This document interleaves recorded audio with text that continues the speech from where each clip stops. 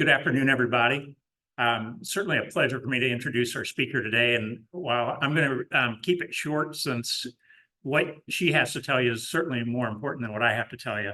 But, Tracy Hardgrove, she's the Chief Compliance and Customer Officer for the Better Business Bureau. And so a wealth of information. She's been with the Better Business Bureau for 25 years. And she certainly knows a lot about businesses, and some good, some not so good. And so I think she's going to introduce a lot of perhaps points and then leave some time for question and answer. So Tracy, as I mentioned, has been with them for 25 years.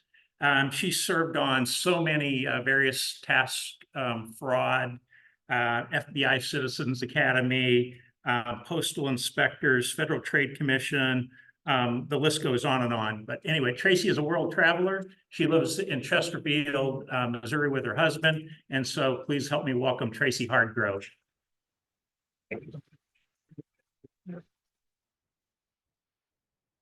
Thank you, everyone. Can you hear me okay? Yes. Okay. All right. So I have a lot to cover, so I'm going to go through a lot of this pretty fast and hopefully have time for some questions at the end. Before I launch into this, though, I just want to ask, are there any members in here of the Better Business Bureau accredited businesses? Mary is. No one else? Oh my goodness. Well, thank you, Mary. We appreciate your support. I sound like Bartles and James. I'm dating myself. Okay, so you saw this already, but do you suffer from consumption, rickets, piles of flux sores, vertigo, insomnia, itching, or the pox? Well, I certainly hope not, but if you do we have the cure for you? It'll come up. Snake oil. Yes, so this was an actual ad that ran in our area over 100 years ago, because the BBB has been around for over a century. Our foundation was in 1912. It started in Minneapolis by their advertising club. And then in 1917, the one in St. Louis was established, again, by the advertising club. And so we actually have a reciprocal arrangement with them. They sit on our board, we sit on their board. We've been doing this now for over 100 years. And since advertising was a part of how BBB was founded, it's still something that we do today that many of you may not know about, but I'll touch on that. We are a nonprofit 501c6 trade association. And so we are founded by members of our community, meaning businesses in the marketplace that apply for accreditation. They go through a vetting process with us. And if they meet all of our standards, then they can become an accredited business. They pledge to meet a higher standard. And so it gives consumers a little more confidence with whom they're doing business.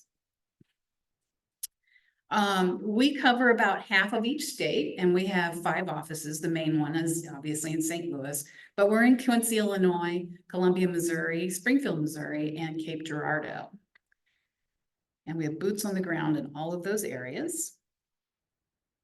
There's the star. Okay. Oh, the little stars are loading. Okay. Sorry. And our mission is to be the leader in advancing marketplace trust. And our vision is actually to create a marketplace where buyers and sellers can trust each other. Ethics is at the core of what the Better Business Bureau does, which kind of aligns with Rotary. So I'm going to talk briefly about our consumer services, and then I'll talk about business services. So last year, 21 million instances of service came through just the St. Louis office. That's not the national figure, that's local.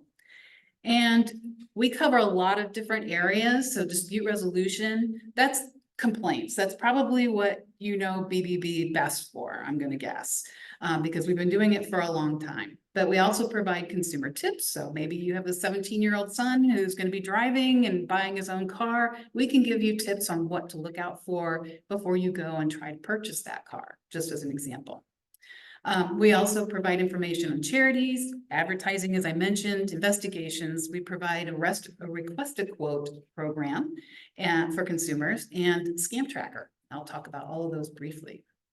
So when I talked about the consumer services and complaints, that begins with inquiries. So consumers can contact our office to look up a company that they're considering doing business with, or perhaps they've already had some sort of interaction with them.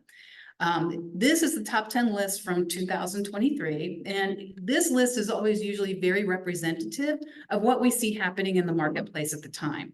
Now, general construction, home improvement, they're always in the top 10 because that's going to be our biggest industry every year, because you're talking about high ticket items, right? So people are going to be more inclined to stop and check out a company if they're, putting siding on their house than they are buying a hamburger somewhere. So that explains that. But vehicle service contract companies, that's because the hotbed for that industry is over in St. Peters, Missouri.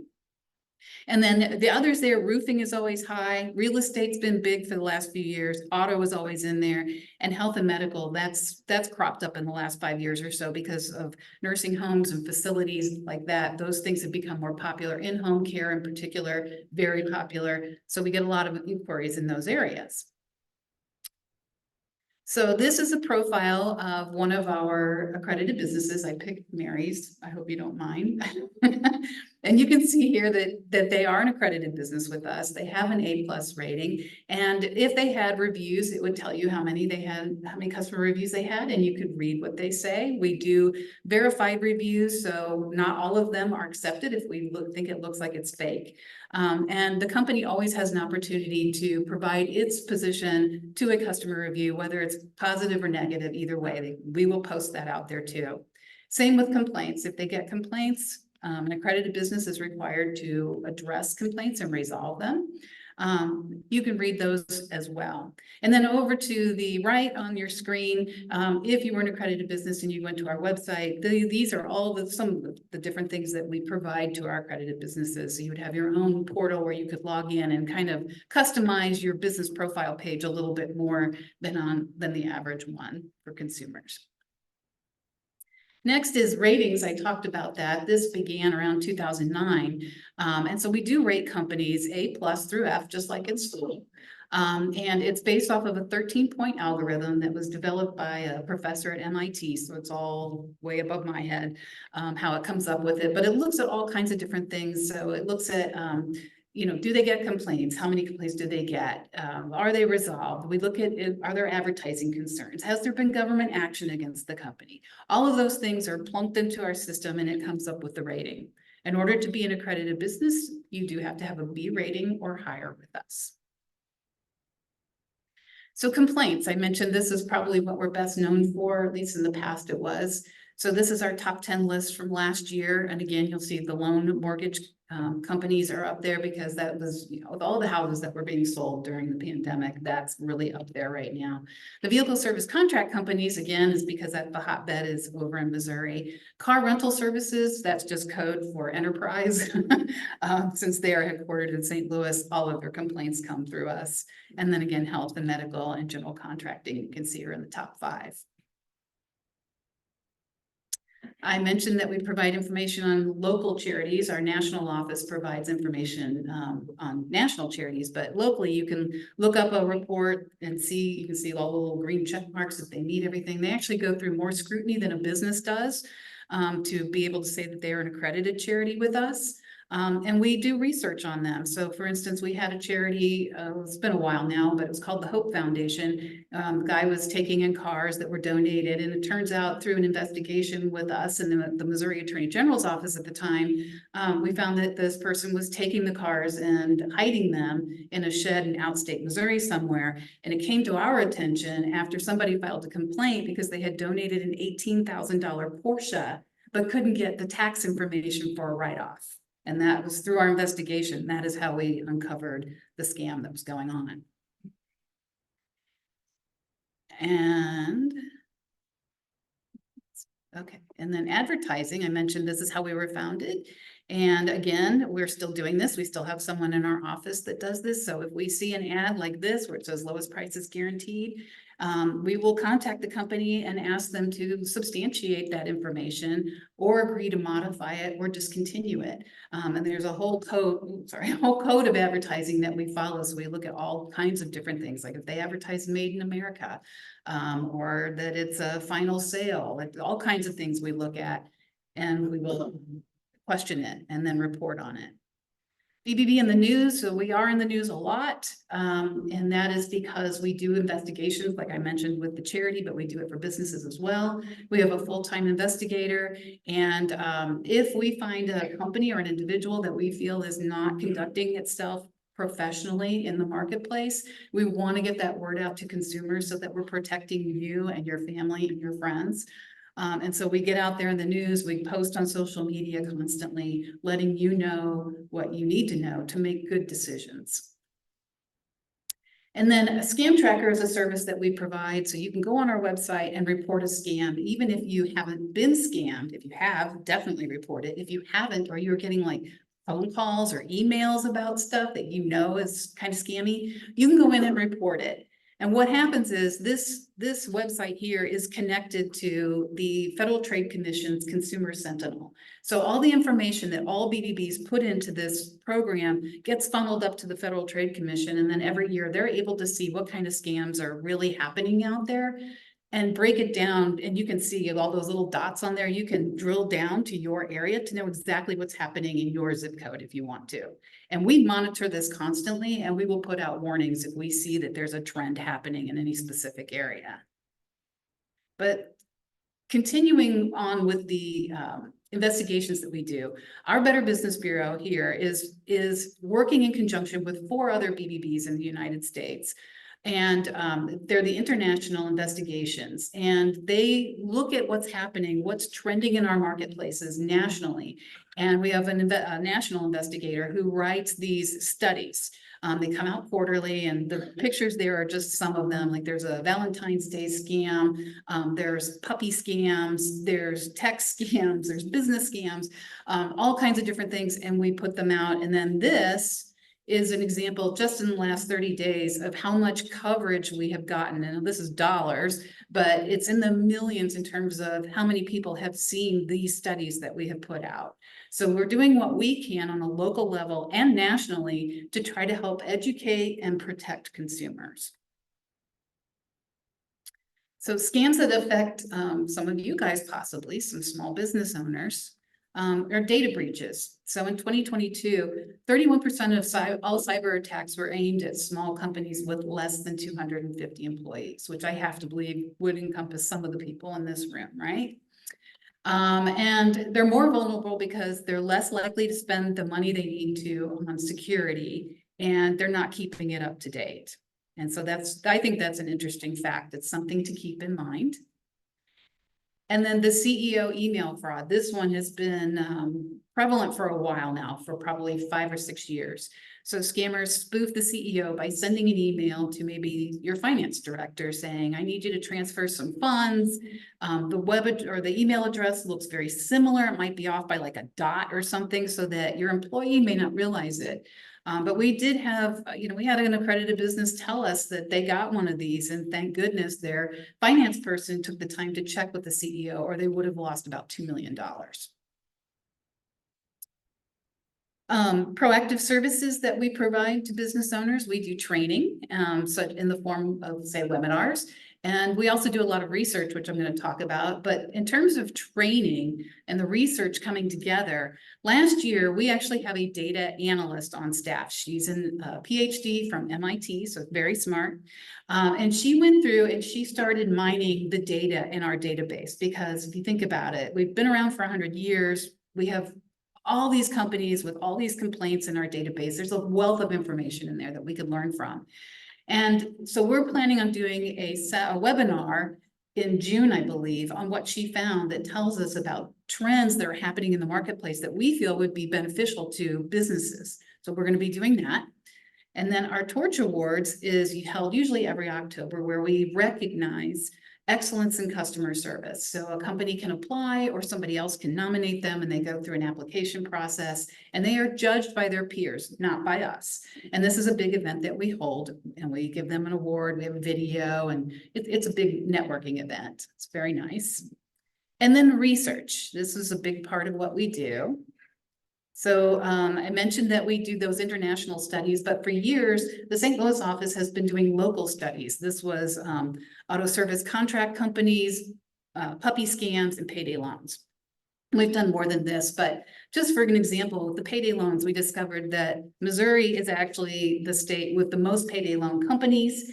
And that they actually were charging in nursing homes, they were charging upwards of 1,950% on a loan that they would give out only to employees. So it was almost like modern day indentured servitude. These people were taking loans with enormous percentages on there and just working to pay it back constantly. This is a consumer poll that we did not long ago. If you have a problem with a product or service, can't even read it. How would you prefer to communicate with the business? And you can see that most people here said that they would prefer the telephone. We actually broke the results of this down into older and younger consumers, and even the younger ones who like social media and online formats more were also at 50%, they prefer the phone. And that's useful information to business owners. So, because so many businesses now just have an automated system answering the phone, and maybe it's easy to work it, maybe it's not. But if consumers aren't liking it, that's something that you need to know. So again, we do lots of polls, and then we share that information with our businesses. So you're all consumers in this room before you're business people, right? So I want to get some feedback from you very quickly. I'm almost done.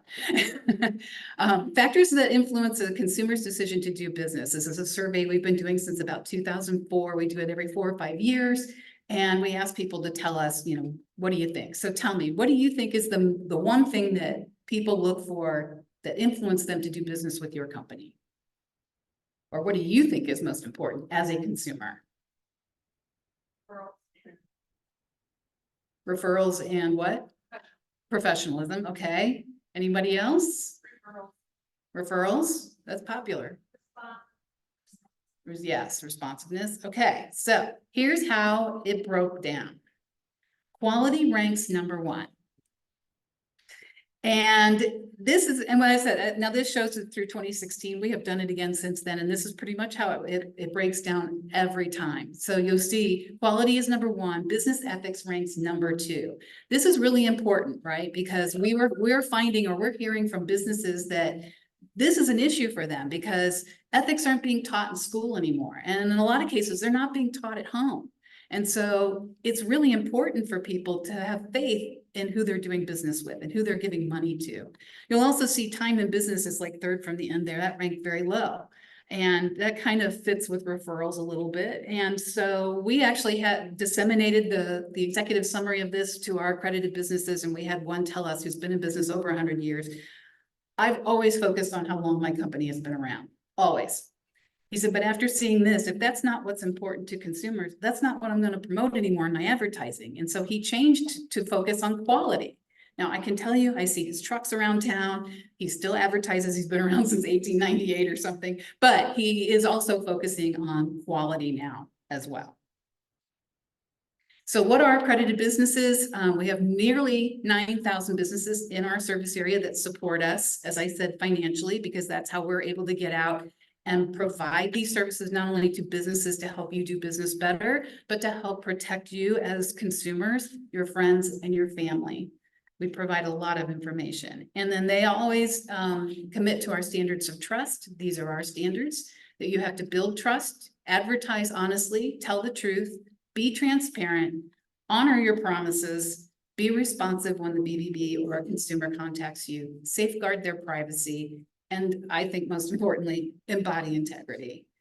Because I can just tell you, working at the BBB for the last 25 years, there's a lot of people in our area that don't even know what integrity is. So these are just some of the things that we provide: job listing services, search engine marketing, a get a quote program that are available to people. And then we are the sign of the better business. So you probably see this is our new advertising campaign. So you might see billboards like this. And of course, we want you to always start with trust. And that concludes my presentation. Are there any questions?